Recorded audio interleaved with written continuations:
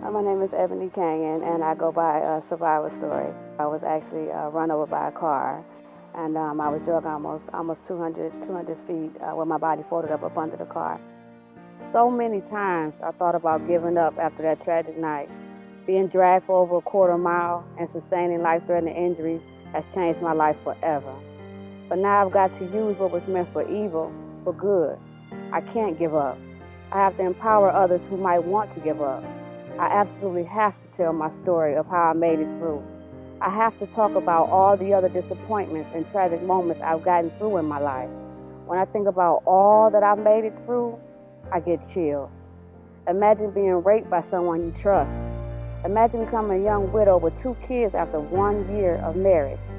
The list goes on, and my will to live does too. My scars tell a story that must be heard. Not being able to walk was kind of like, what now, and this is too hard, and just starting all over. It was a time that I felt like giving up. I felt as if, what do I have to push for? I felt as if it was going to be too hard for me, and I was afraid of the challenge. And then even after I got out of the hospital, I realized how much of a challenge that it really was going to be. So I began to want to back away from recovery. Just having to have another grown woman change you and, wash you up and things of that nature, it was embarrassing, and it really took my self-esteem down. I remember it seemed like every time I was going to therapy, I would get down, because every time I was wearing the pen, and every time I would go to therapy, I would have an accident. So I would miss half of therapy going back upstairs to get changed, as if I was a baby. So that took a whole lot out of me. The ability to breathe fresh air is something that I took for granted. The ability to eat is something that I took for granted. To wash yourself is something that I took for granted.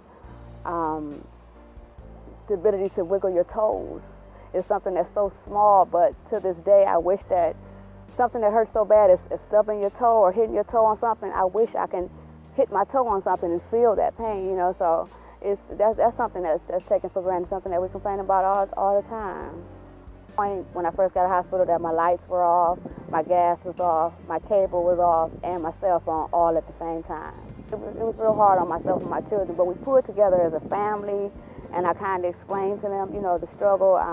This is what's going on, but I promise you, God is watching over us, and it's going to get better. I'm telling you, He's not going to keep it this way for too much longer.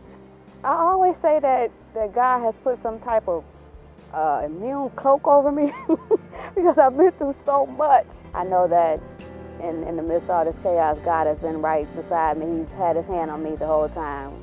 Forgiveness is a huge thing, and it's a gift to be able to do it. The ability to forgive is something. It's a great thing. It's an awesome thing. But sometimes you can be taken advantage because you forgive so quick. But I put it within myself that it's something that I have to do. I actually have forgiveness tattooed across my wrist.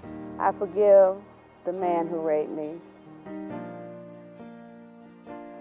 I forgive the man who molested me. And I also even forgive the woman who ran me over that night on purpose.